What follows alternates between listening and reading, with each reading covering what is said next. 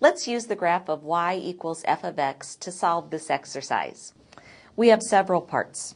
In part A, we want to answer the question, what is f of 4 minus f of negative 3? And I'll actually do that part up here. F of 4 minus f of negative 3. Well, f of 4 really means we're looking for the y value or the function value when x is equal to 4.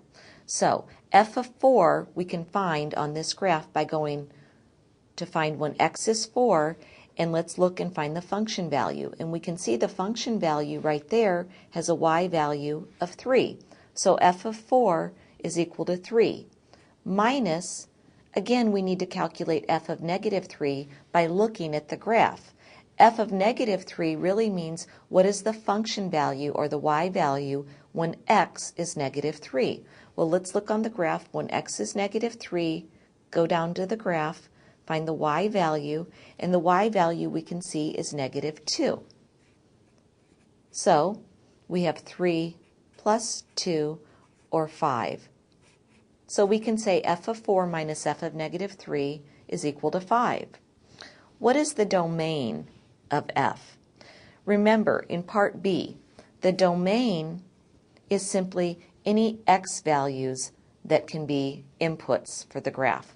Well, let's look. The very lowest x value that I have, the furthest to the left on the graph, is really almost until I get to negative 5. Because if I look up on the graph, there's an open circle at negative 5. So x does not actually take on the value of negative 5.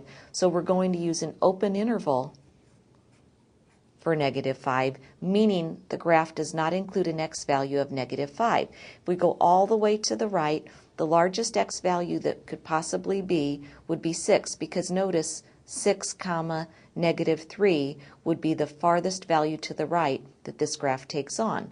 So the furthest to the right the x value goes is 6, and it includes 6 because it's a closed circle, so we use a bracket. Now in part C, what is the range of f? The range are the y values. We can find the range by taking a horizontal line starting at the bottom of the graph and going up and see what values are covered in terms of y. Well, the lowest y value we can see is negative 4. It includes that point, so we'll use a bracket. And the highest y value that we can see is positive 5, and it also includes that value, so again we use a bracket. Let's move on to part D.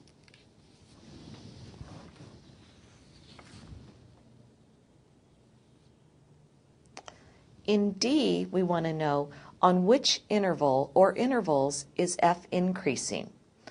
We can see that f is increasing anytime we move to the right and the function values are getting larger. So notice down here, we seem to have a low point right here, and then as we move to the right, we get higher and higher y values until right about here. So whenever we look at intervals, we want to consider x values. So for D, we want to look at the x values where this function is increasing. Well, right down here, this looks like it has an x value of negative 1. So for increasing or decreasing intervals, we always use open intervals. So x is going from negative 1 all the way, looks like it stops increasing right about there, so that has an x value of 2. So on the interval from negative 1 to 2, that open interval, we can say that f is increasing. Now on part E, we want to look at the interval or intervals where f is decreasing. Again, we're looking at x values, and if the function f is decreasing, that means the function values are getting smaller, the y values are getting smaller as we move to the right.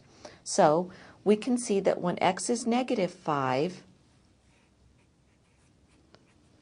all the way until right down here when x took on a value of negative 1, it appears that this function was decreasing. Also, we can do a union. It's decreasing on another interval. It looks like right here when the x value is 2, all the way till the end of the graph when the x value we see is 6. So it's decreasing on those two open intervals. So for part F, we want to know for what number does f have a relative maximum and what is the relative maximum. By looking at the graph, the points at which the function changes from increasing or decreasing behavior tell us where the maximum or minimum values are. So a maximum seems to occur right about here when the x value is 2.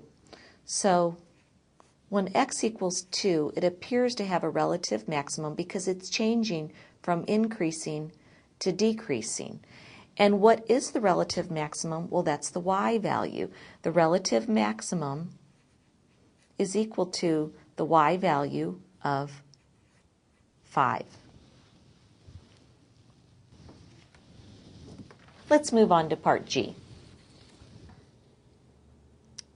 In part G, we want to know for what number does f have a relative minimum and what is the relative minimum. Remember, anytime the behavior changes from increasing to decreasing or decreasing to increasing, we have either a relative minimum or maximum. And it looks like right about here we have a relative minimum. So in part G, the x value that corresponds to that relative minimum would be an x value of -1, and that relative minimum would be f of -1, or a y value of -4. In part H, what are the x-intercepts? Well, the x-intercepts are any time the graph crosses the x-axis. And we have 3 x-intercepts. Those 3 points are -4, 0, 1, 0, and also 5, 0. It's important to notice anytime you have an x-intercept, the y value is 0. In I, what is the y-intercept? The y-intercept occurs anytime the graph crosses the y-axis. Here we have a y-intercept at -3, so we can say the y-intercept is 0, -3. Also notice that anytime you have a y-intercept, the x value is equal to 0.